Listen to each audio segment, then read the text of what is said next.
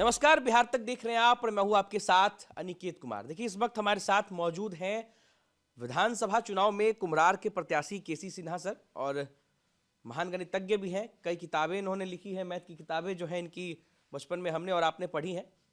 हालांकि इस बार चुनाव में राजनीति में आए और पहली बार चुनाव लड़े, 15,000 से अधिक वोट भी प्राप्त किया। हालांकि जीत से काफ़ी दूर रह गए। सबसे बड़ा सवाल ये कि चुनाव के बाद केसी सिन्हा जी क्या कर रहे हैं, हम इनसे आज जानेंगे। सर, सबसे पहले तो बहुत बहुत स्वागत है। Thank you very much. राजनीति में सर आप अचानक से आए, आपने कई किताबें लिखी है। आप पहले जो है शिक्षक के तौर पर, किताब लेखक के तौर पर जाने जाते हैं, महान गणितज्ञ के तौर पर। कुछ महीने पहले से लोग अब आपको राजनेता भी अब मानने लगे जब से आपने चुनाव लड़ा। चुनाव के बाद क्या कर रहे हैं सबसे? चुनाव के बाद शिक्षा के क्षेत्र से हम हैं। हाँ। तो शिक्षा के क्षेत्र में जो कार्य कर रहे थे उसको और जोश और खरोश के साथ करेंगे, क्योंकि अब हमारे पास वक्त भी है काम करने के लिए। और हमने शुरू कर दिया फ्री क्लासेज, ऑनलाइन क्लासेज बच्चों को हम देने का अनाउंस कर चुके हैं। 20 तारीख से वो शुरू करने जा रहे हैं और पूरे बिहार के जो भी जुड़ना चाहें उससे जुड़ सकते हैं। और निःशुल्क है। और class 10th, class 12th, JEE Mains और एडवांस्ड, फिर पीजी और ग्रेजुएशन के लिए, और जनरल कंपटीशन जो होता है, जो बैंकिंग इस सब के लिए, एसएससी इस सब के लिए, उसके लिए भी क्लासेज फ्री होंगे। और बहुत सारे शिक्षक हमारे पास फ़ोन कर रहे हैं, वो भी जुड़ने जा रहे हैं, फिजिक्स के, केमिस्ट्री के या अन्य विषयों के। हाँ, बिल्कुल। तो राजनीति से इस पर कोई असर पड़ा है? आपके शिक्षण क्षेत्र पर आप पहले भी जुड़े थे, लंबे वर्षों से जुड़े हुए हैं, बीच में आप राजनीति में आए, चुनाव लड़े, इस पर इसका कोई असर पड़ा? नहीं, कोई असर नहीं पड़ा। वो अलग क्षेत्र है, ये अलग क्षेत्र है। और राजनीति में अगर हमने कोशिश किया तो इसलिए किया कि बिहार के लिए कुछ कर सकें। और जो क्षेत्र जो होता है, ये विधानसभा में जाने पर ये व्यापक क्षेत्र हो जाता और सभी शिक्षा के अलावा भी और सभी क्षेत्रों में काम करने का मौका मिलता। तो यही सोच करके हमने ये चुनाव लड़ा था। और इससे कोई फ़र्क नहीं पड़ता, जीत और हार तो जनता पर निर्भर करता है। और हम पूरे ईमानदारी से, जोश और खरोश के साथ हम शिक्षा के क्षेत्र में काम करते रहेंगे। और हमने शुरू भी कर दिया, पहले से भी करते आ रहे हैं। लेकिन जब आप चुनाव में आए थे तो चुनाव जीतने के लिए आए थे, तो इस तरीके का रिजल्ट आएगा, मतलब सबसे पहले तो ये बताइए कि बिहार चुनाव के परिणाम को कैसे देखते हैं आप? जनता का निर्णय सर्वोपरि होता है। जनता ने सोच करके ही दिया होगा। और हम अपने मुद्दों को लेकर गए थे और जनता के बीच में उन मुद्दों को उठाया। और मुझे खुशी है कि उन मुद्दों पर सरकार भी, जो है नई सरकार आई है, उन चीज़ों के बारे में सोच रही है और कार्य शुरू की है। परिणाम को कैसे देखते हैं सर? जिस तरीके से प्रचंड बहुमत के साथ एनडीए की सरकार आई, 200 से ज्यादा सीटें जीत गए एनडीए। वो तो जनता का निर्णय है और जनता ने सोच समझ करके ही दिया होगा। तो परिणाम इसको एक्सेप्ट करना चाहिए और विनम्रता के साथ एक्सेप्ट करना तो ठीक चाहिए। है सर, लेकिन वजह क्या रही? आपको क्या लगता है क्या वजह रही कि लोगों ने इतना भरोसा एनडीए पर दिया? उनके कामों पर भरोसा होगा लोगों का। और आने वाला जो उन्होंने आगे के लिए प्रोग्राम दिया कि हम ये करेंगे, ये करेंगे, तो उस पर जनता का भरोसा हुआ, तभी तो वोट दिया है। आप सर चुनाव जीतने के लिए आए थे यहाँ पर, लेकिन 85,000 वोटों से आपकी हार हुई। हालांकि 15,000 लोगों ने आपको वोट दिया, पहली बार था, और आप ऐसी पार्टी से चुनाव लड़े जो खुद पहली बार इस चुनाव में थी। कैसे देखते हैं इस रिजल्ट को अपने? नहीं, जो वोट मिला उसके लिए हम जनता को धन्यवाद देते हैं। आप बतलाइए कि कोई बच्चा क्रिकेट खेलने जाता है, पहला दिन 0 पर आउट हो गया, तो क्या उसे क्रिकेट खेलना छोड़ देना चाहिए कि आगे और प्रयास करना चाहिए? तो वही बात है, हम निराश और हताश नहीं हैं, आगे अपना प्रयास जारी रखेंगे। किस तरीके से आगे की राजनीति करेंगे? जैसे आपने बताया कि पढ़ाई वढ़ाई को लेकर के आप क्लास शुरू करने जा रहे हैं, लोग को पढ़ाएंगे, मतलब आप जिस क्षेत्र से जुड़े हैं इस क्षेत्र के काम को आप बरकरार रखेंगे। लेकिन चूंकि आप राजनीति से जुड़े, केसी सिन्हा की राजनीति आगे कैसे चलेगी? लोगों के मन में एक बड़ा सवाल है कि क्या केसी सिन्हा सिर्फ चुनाव लड़ने आए थे या आगे भी उनकी कोई राजनीति को लेकर के? राजनीति का एम क्या होता है? जनता का सेवा करना।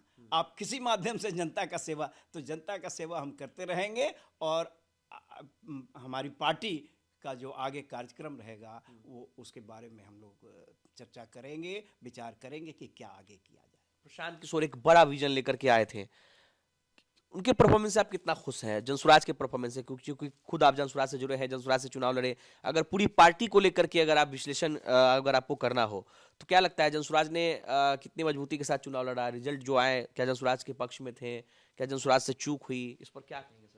नहीं, पार्टी ने प्रयास किया और बहुत मेहनत है, प्रशांत किशोर जी ने और पार्टी के और लोगों ने बहुत मेहनत किया और 15 लाख वोट लगभग मिला है। ये वोट कम नहीं मानना चाहिए, पहला प्रयास है। और पूरे 243 दो तीन छोड़ दीजिए तो इतने सीटों पर पूरे बिहार में चुनाव लड़ा गया है। तो हमारे समझ से ये जो है ये निराशाजनक, हम इसको नहीं मानते। लेकिन जनसुराज कहाँ चूक गई? क्या उम्मीद के मुताबिक रिजल्ट आया, आपको लगता है? तो फिर आगे देखिए क्या कमी रह गई, इसको देखा जा रहा है, लोग विचार कर रहे हैं और उसको सुधार करेंगे और फिर आगे जाएंगे। आपने अब तक कुछ एनालाइज किया कि क्या कमी रही जनसुराज से? नहीं, कुछ ना कुछ तो कमी रही, तभी तो जैसे कि क्या कमी रही, क्या एक तो वक्त की कमी थी समय उतना नहीं मिला। और पार्टी का जो रूट होता है, जो लोग होते हैं, जुड़े लोग होते हैं, वो पुरानी पार्टी के साथ काफ़ी दिनों से लोग जुड़े रहते हैं। नई पार्टी के साथ अभी उतने लोग नहीं जुड़ पाए थे, तो समर्पित कार्यकर्ताओं का चुनाव ये को लाना होगा और धीरे धीरे समर्पित लोग भी इसमें शामिल होंगे और तब पार्टी बहुत आगे बढ़ेगी। जनसुराज से चूक हुई इस चुनाव में? समय की कमी, चूंकि 2 अक्टूबर 2024 को तो ये इस पार्टी की स्थापना ही हुआ। 1 साल का वक्त मिला, मगर एक भी सीट जो है वो नहीं जीत पाए। नहीं, सीट जीतना देखिए कुछ परसेंटेज ऑफ वोट बढ़ जाता है तो सीट में कन्वर्सन हो जाता है। आप देखिए तो इंडी गठबंधन और एनडीए में काफ़ी सीटों का अंतर, पहले इतना नहीं था, काफ़ी सीटों का अंतर हो तो परसेंटेज ऑफ वोट 5% भी इधर से उधर हो जाता है तो सीट्स की संख्या बढ़ जाती है। और मैं अपने पार्टी के परफॉर्मेंस को निराशाजनक नहीं मानता हूँ। पार्टी ने परफॉर्मेंस अच्छा किया। बिल्कुल, नई पार्टी के लिए इतना वोट आया है तो ये कम नहीं है। इतने लोग तो इस पार्टी के मुद्दों को समझा और वोट दिया। लेकिन क्या चुनाव के वक्त में या उससे पहले आपको ऐसा लगता था कि जनसुराज 0 पर आउट होगी? उम्मीद थी कि जनसुराज को कुछ सीटें आएंगी? इस पर आप नहीं, ऐसा तो नहीं लगता था, ऐसा नहीं लगता था। लेकिन चुनाव के समय बहुत सारे मुद्दे आ जाते हैं और जनता अपने अनुसार सोचती है कि उनके हित में क्या होगा। और निश्चित रूप से जनता का जो निर्णय है वो उसको एक्सेप्ट करना चाहिए। हम लोग भी एक्सेप्ट कर रहे हैं, अपनी गलतियों को सुधार आगे करेंगे। सर, लेकिन प्रशांत किशोर एक बार फिर से यात्रा पर निकलने वाले हैं। उन्होंने उनकी पार्टी की तरफ से भी ये कहा गया, आपकी पार्टी की तरफ से भी ये कहा गया है कि 14 जनवरी के बाद एक बार फिर से प्रशांत किशोर यात्रा पर निकलेंगे। प्रशांत किशोर के इस कदम को कैसे देखते हैं कि चुनाव में हार मिलना, उसके बावजूद फिर लोगों के बीच जाना? बिल्कुल, लोगों के बीच जाना चाहिए, इसलिए कि लोगों को अपनी बात समझाना है और ये लगना चाहिए, ये होना भी चाहिए कि हम लोगों के भलाई के लिए बात कर रहे हैं और लोगों के मुद्दा को हम लेकर के आगे आ रहे हैं। आगे भी संघर्ष जारी रहना चाहिए। कि किसी सिन्हा भी प्रशांत किशोर का साथ देंगे आगे की लड़ाई में? क्या उनके साथ आप उस यात्रा में भी शामिल होंगे? बिल्कुल, अभी तो हैं, बिल्कुल हैं और विचार विमर्श चल रहा। यात्रा का अभी दिन तो हमको नहीं बतलाया गया है और जैसा पार्टी का कार्यक्रम होगा उसमें हम शरीक होंगे। जनसुराज को आगे बढ़ाने में मदद करें? हाँ, बिल्कुल। नई सरकार बनी है, नई सरकार को कैसे देखते हैं? उनके कामों को कैसे देख रहे हैं जो नई सरकार बनने के बाद? नई सरकार तो बहुत सारे कामों को शुरुआत किया है, पहले से भी करते आ रहे हैं और आगे और भी मुद्दों पर वो काम कर रहे हैं और उम्मीद की जाती है कि नई सरकार पहले से बेहतर काम करेगी। सर, नीतीश कुमार को लेकर के आपकी क्या अवधारणा है? जिस तरीके से उन्होंने 10वीं बार मुख्यमंत्री पद का शपथ लिया, फिर से मुख्यमंत्री बने, आपको क्या लगता है, क्या नीतीश कुमार 5 साल के लिए मुख्यमंत्री बने रहेंगे या बीच में कुछ खेल हो सकता है? क्या आप गणित जो है, क्योंकि आप गणित के शिक्षक हैं, तो गणित नीतीश कुमार के पक्ष में है, क्या लगता है? देखिए, राजनीति में तो बदलते रहता है और वो परिस्थितियों के अनुसार बदलता है, लेकिन उनका हमारे माननीय मुख्यमंत्री नीतीश कुमार जी का कार्य बहुत ही सराहनीय रहा है। हम पहले भी कहते आ रहे हैं कि बिहार को उन्होंने फर्स्ट डिवीज़न दिलवाया, लेकिन बिहार में टॉपर होने की संभावना है और वो प्रयास करना चाहिए। जो सरकार में है निश्चित रूप से उन्हीं की जिम्मेदारी होती है कि बिहार को टॉपर बनावे।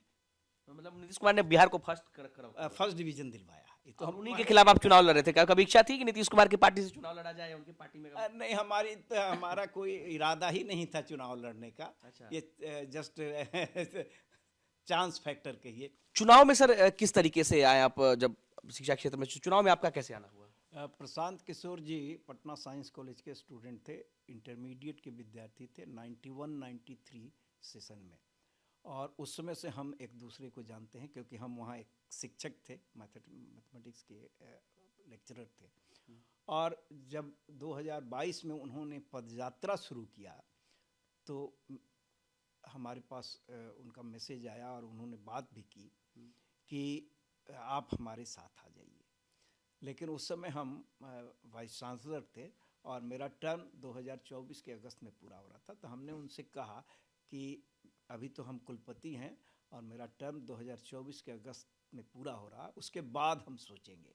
और जब मेरा टर्म पूरा हुआ तो उन्होंने फिर याद दिलाया कि आपने कहा था कि हम सोचेंगे। तो 2 अक्टूबर 2024 को जन स्वराज पार्टी की स्थापना हुई। तो उस स्थापना दिवस पर 6 लोगों का जो संबोधन हुआ मंच से, उसमें एक मेरा भी संबोधन था। और मेरा संबोधन केवल शिक्षा पर था कि बिहार में क्या क्या किया जा सकता है शिक्षा के क्षेत्र में।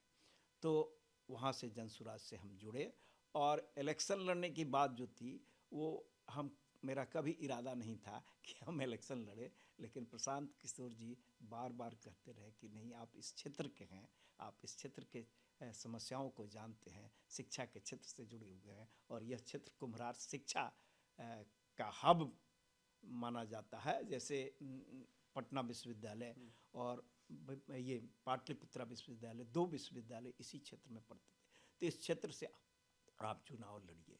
तो अंत में हमने कह दिया कि ठीक है, जब आप सोचते हैं तो हम लड़ेंगे। अंत में सर कुछ सवाल आपसे लूंगा, क्या आगे की राजनीति केसी सिन्हा जो है वो जेडीयू के साथ कर सकते हैं? देखिए, फ्यूचर के बारे में कोई कुछ नहीं जानता, लेकिन हमारी पार्टी जो कह रही है, हम अपने पार्टी के साथ हैं। पार्टी के साथ हैं। नहीं, नीतीश कुमार की आप सराहना करते हैं, आपने कहा कि नीतीश कुमार ने बिहार को फर्स्ट भी बनाया है, तो टॉपर बनाने की जरूरत है। तो क्या अगर आपको आगे से ऑफर मिलता है कि आप नीतीश कुमार कहते हैं कि आप जेडीयू के साथ आइए, बिहार को आगे बढ़ाना है, उस पर क्या आप जेडीयू के साथ जाएंगे? देखिए, पार्टी तो जैसे 2 एनडीए और इंडी गठबंधन, तो पार्टी तो एक दूसरे से कभी सपोर्ट भी करते हैं, एक साथ भी हो जाते हैं। तो फ्यूचर कोई नहीं जानता है। और आपने कहा नीतीश कुमार जी के बारे में, माननीय नीतीश कुमार जी, माननीय मुख्यमंत्री जी ने फर्स्ट डिवीजन बिहार को दिलवाया है। हम हर बार कहते आ रहे हैं कि बिहार जहाँ था उससे इस स्तर पर उन्होंने, लेकिन बिहार में टॉपर बनने की संभावना है, इस पर और काम करने की जरूरत है। क्या आप उनके साथ जाकर काम करेंगे अगर मौका मिले? बिहार के लिए जो भी होगा हम किसी के साथ हैं। बिहार के लिए जो भी काम दिया जाएगा और जो भी हमसे बन पड़ेगा, हम अपने लेवल से भी करेंगे और पार्टी अगर कहेगी तो भी करेंगे, सरकार कहेगी तो भी करेंगे।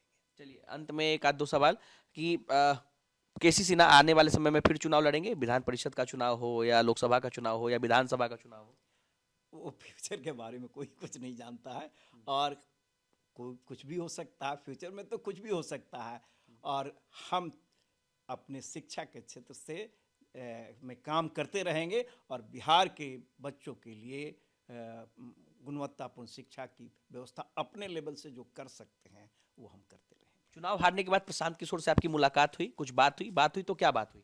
बिल्कुल बात हुई और इस चर्चा हुई कि हम ये पार्टी चुनाव क्यों हारी और क्या क्या और भविष्य में किया जा सकता है, कैसे फिर संघर्ष करना होगा, इस पर बात हुई है। चलिए, तो देखिए, अभी हमारे साथ प्रोफेसर केसी सिन्हा सर थे और चुनाव लड़ने के बाद इनसे हमने आज बातचीत की है। चुनाव में भले ही हार मिली, लेकिन क्या केसी सिन्हा जी टूटे हैं? आगे की राजनीति कैसी होगी? क्या फिर चुनाव लड़ेंगे? क्या जेडीयू के साथ जाएंगे? तमाम मुद्दों पर इनसे बातचीत हुई, जिसका इन्होंने जवाब बेबाकी से दिया है। अनिकेत कुमार, बिहार तक, पटना।